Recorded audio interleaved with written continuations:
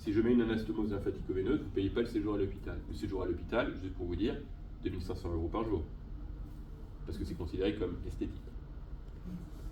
Et la lipoaspiration en général est rarement prise en charge par la Sécu, que dans de rares maladies.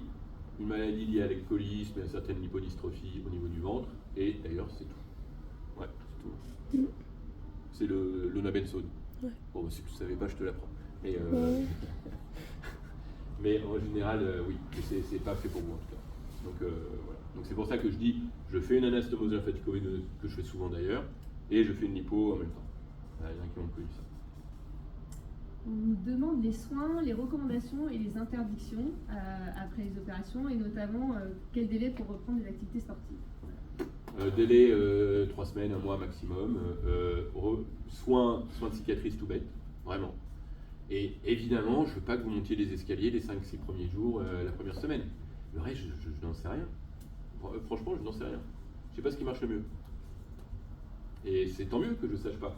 Parce qu'il y a des patients qui vont dire « Ah, ça a été tellement dur !» Et puis des patients disent quand est-ce que je reprends le sport à 5 jours ?» Ça dépend des gens. Et les dernières questions portent sur les résultats, évidemment. Donc on nous demande a-t-on assez de recul pour connaître le taux de réussite des différentes interventions ? 100%.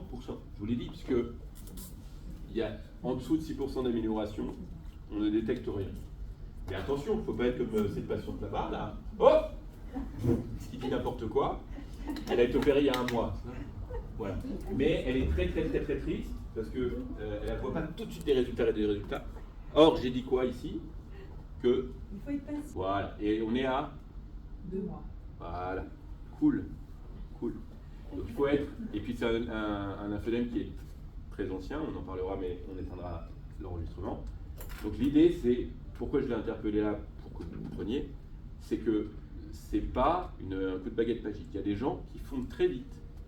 Mais c'est des patients, de la façon de la main par exemple, elle avait pour moi quasiment pas de lymphœdème, elle avait effectivement un lymphœdème plutôt de la main et de l'avant-bras. Vous vous rappelez la photo mai à novembre, là, machin, qui était vraiment très rapide, ben c'est pas le même lymphœdème qu'une dame qui a 18 ans de lymphœdème ou 12 ans de lymphœdème. Donc tout dépend des gens. Mais en tout cas, c'est 100%. Pourquoi je dis 100%?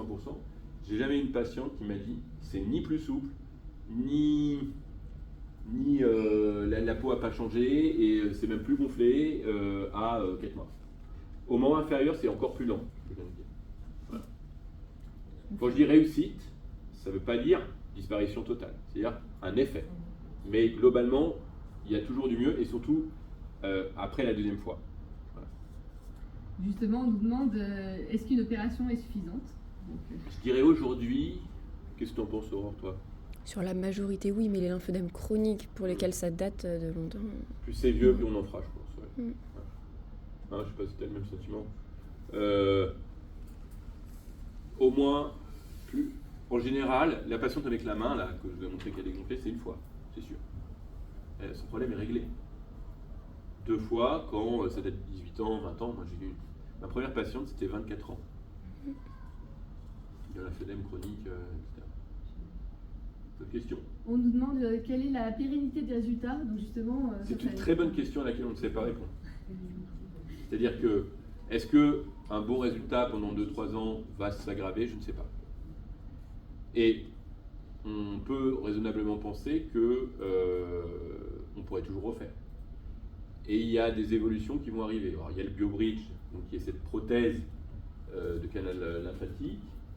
Il y a une entreprise suisse que j'ai contactée, bon, on devrait pouvoir y arriver, mais qui a créé une petite pompe grosse comme une pièce de 2 € et qui aspire la lymphe.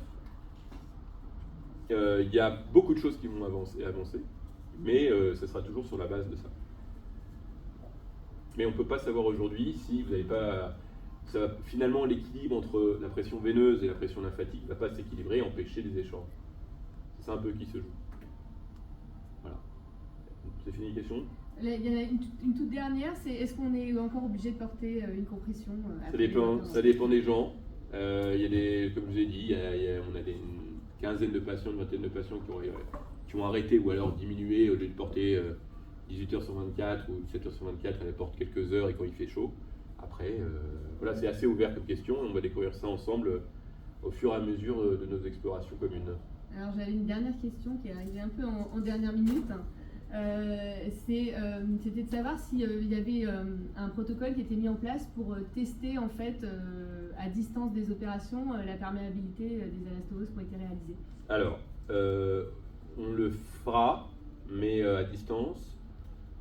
En gros, soit on fait une lympho-IRM, soit on fait une verdadocyanine, et c'est tout à fait possible. On l'a déjà fait, ça a l'air de repasser dans les endroits où on a rebranché, mais je ne suis pas sûr que ce soit le plus important.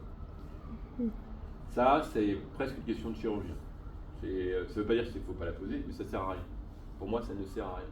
Parce que quand bien même elle ne passe pas et que votre membre il a diminué, je m'en fous. Moi, personnellement, je m'en moque.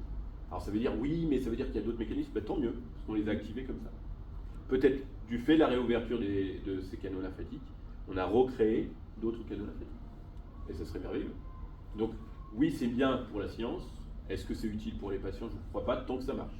C'est pour ça que je tiens vraiment à cette histoire de capture 3D pour bien vérifier les volumes, parce que sinon ça n'a plus aucun sens. Encore une fois, de mesurer comme ça, je trouve qu'on gagne des millimètres ou on en perd parce que c'est pas le même observateur. Okay. Voilà, on a Merci toutes beaucoup. les questions.